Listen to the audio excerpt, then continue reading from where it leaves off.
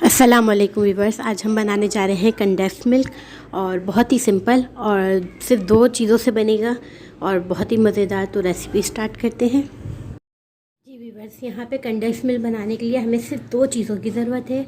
और एक तो हम लेंगे आधा किलो में दूध का बना रही हूँ, हाफ़ केजी दूध लिया, फुल फैट मिल्क लिया है। और इसके अलावा हाफ़ लीटर के हिसाब से 1 कप शुगर हम लेंगे। ठीक, अगर आप 1 किलो के हिसाब से बनाएं, 1 लीटर के हिसाब से बनाएं तो फिर शुगर की मिकदार डबल कर दीजिएगा, 2 कप कर दीजिएगा। सिर्फ में हमें 2 चीज़ों की ज़रूरत पड़ेगी। तो स्टार्ट करते हैं। पतीली ले ली, यहाँ पे हम शामिल करेंगे हाफ़ लीटर दूध, यानी आधा किलो 1 कप।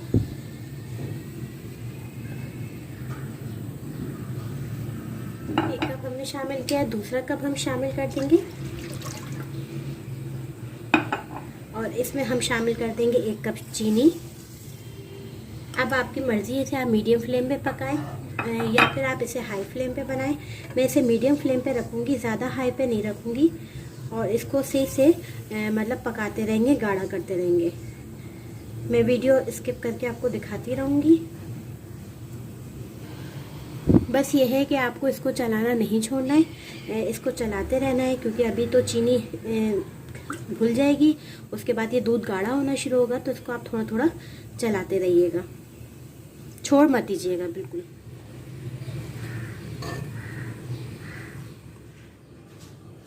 जी वीवर्स, ये देखें कि माशाल्लाह से ये ऑलमोस्ट बिल्कुल तैयार हो चुका है।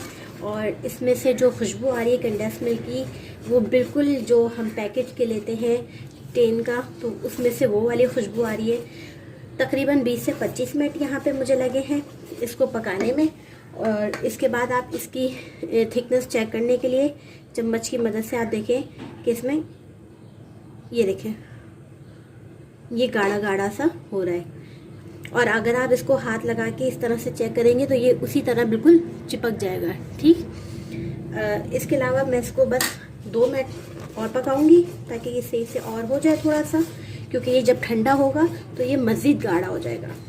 इतने कम वक्त में और इतना अच्छा कंडेंस्ड मिल्क और कम चीज़ों से आप लोग ज़रूर ट्राई करिएगा। यकीन करें, आप लोग को ये रेसिपी ज़रूर पसंद आएगी।